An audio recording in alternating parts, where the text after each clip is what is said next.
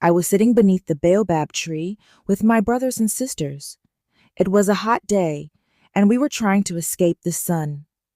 My grandmother was telling us stories. She said that the Baobab tree was a special tree, and that our ancestors used to communicate with the gods through it. As the sun began to set, my grandmother stopped telling stories. We sat there in silence, listening to the wind rustling through the leaves of the Baobab tree. Suddenly, we heard a strange noise. It sounded like someone was whispering our names. We looked around, but we couldn't see anyone. My grandmother told us to be quiet and listen. The whispering grew louder, and it sounded like it was coming from the tree itself. Then we saw a figure.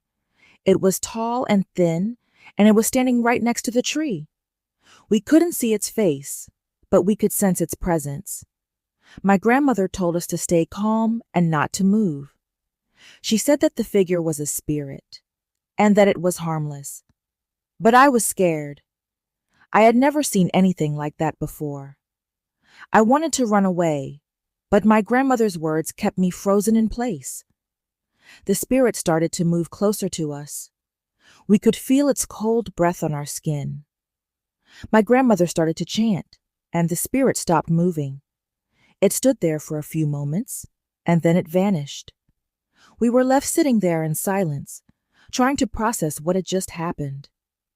My grandmother looked at us and said, "The Baobab tree is a powerful tree. It holds many secrets and spirits. We must always respect it and the ancestors who communicate with us through it."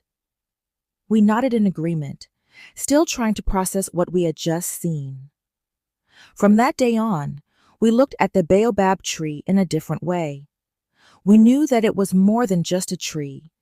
It was a gateway to the spirit world.